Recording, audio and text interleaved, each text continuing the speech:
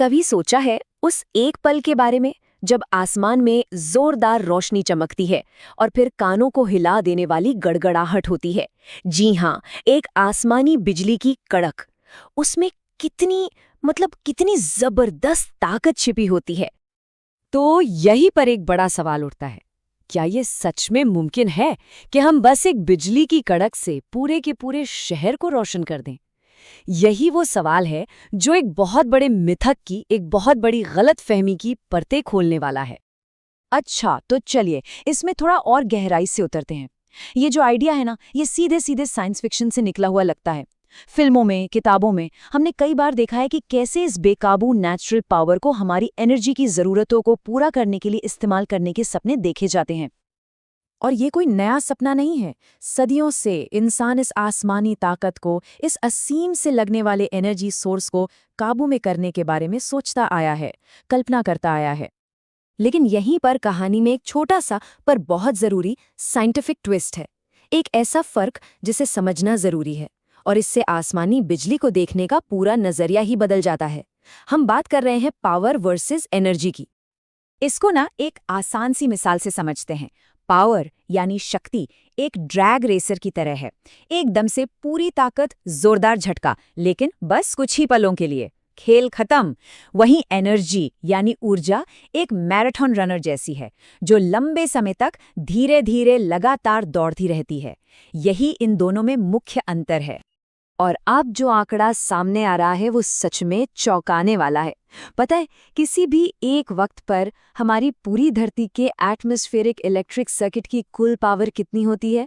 सिर्फ 250 से 500 मेगावाट। बस इतनी सी। अब इसकी तुलना करते हैं इंसानी ज़रूरत से।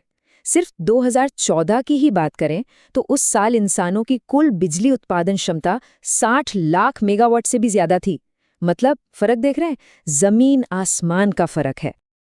तो इसका मतलब साफ है, प्रॉब्लम सिर्फ एक बिजली को पकड़ने की नहीं है। अगर हम 100% एफिशिएंसी से भी पूरे ग्लोब की इस एटमॉस्फेरिक एनर्जी को कैप्चर कर लेना, तब भी हमारी ज़रूरतों के सामने समंदर में एक बूंद जैसा है, बिल्कुल नाकाफी।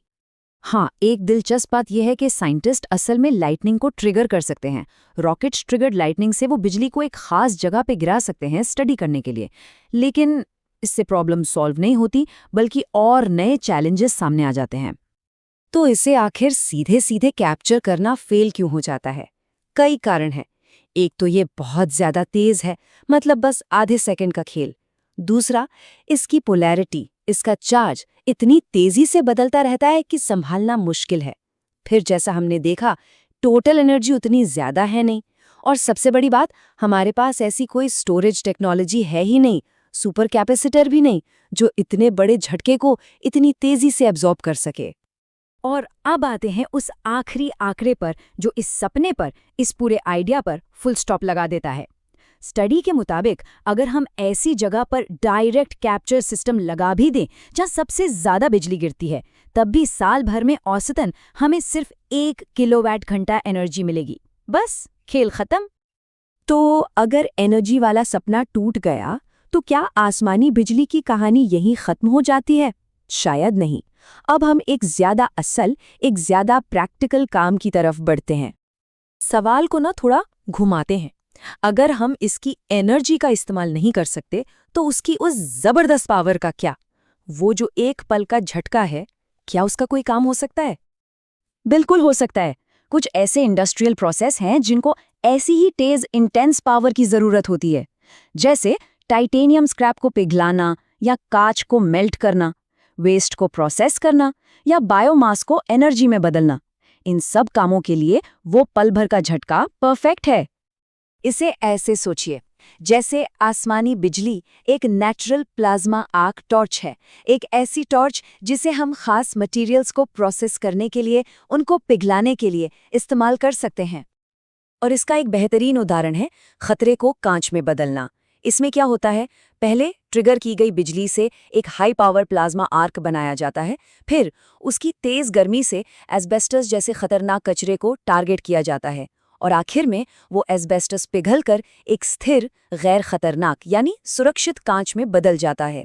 मतलब एक खतरे को एक काम की चीज में बदल दिया। लेकिन प्रेरणा सिर्फ बिजली की कड़क से ही नहीं मिलती, बल्कि पूरे तूफान से, उसके काम करने के तरीके से भी हमें प्रेरणा मिल सकती है। और ये हमें बिल्कुल नई टेक्नोलॉजीज की तरफ ले जा सकती है। जैसे ये देखिए, तूफानी बादलों के अंदर चार्ज आखिर अलग अलग कैसे होता है। ये जो नेचुरल प्रोसेस है ना, इससे प्रेरित होकर पार्टिकल कोलिजन जनरेटर जैसे भविष्य के कॉन्सेप्ट्स बनाए जा रहे हैं, जिन्हें सोलर अपड्राफ्ट टावर जैसी संरचनाओं में बनाया जा सकता है। और फिर आती है बॉल लाइटनिंग, एक अजीब रहस्यमयी चीज। ये प्लाज्मा का एक स्थिर गोला है, जिसे डस्टी प्लाज्मा भी कहते हैं। इसकी प्रॉपर्टीज इतनी अनोखी हैं कि ये कंट्रोल्ड न्यूक्लियर फ्यूजन जैसे भविष्य की रिसर्च के लिए प्रेरणा बन रही है। तो इस सब के बाद आखिर फाइनल वर्डिक्ट क्या है? आखिरी फैसला क्या निकलता है? ये बात तो एकदम साफ है। आसमानी बिजली से एक पूरे शहर को पावर देने का सपना बस एक सपना है, एक मिथक है। लेकिन इसकी जो असलियत है वो शायद इस सपने से भी ज्यादा दिलचस्प और ज्यादा काम की है। इसकी असली कीमत बड़े पैमाने पर एनर्जी प्रोडक्शन में नहीं, बल्कि बहुत ही खास, टारगेटेड और हाई इम्पैक्ट कामों में है। और ये पूरी चर्चा हमें एक बड़े सवाल के साथ छोड़ जाती है। प्रकृति में ऐसी और कौन सी ताकतें हैं जिन्हें हम उनकी कुल एनर्जी के लिए नहीं, बल्कि उनकी अनोखी, उनकी खास, उस पल भर की पावर के लिए शायद नज़रअंदाज कर रहे हैं? सोचने वाली बात है।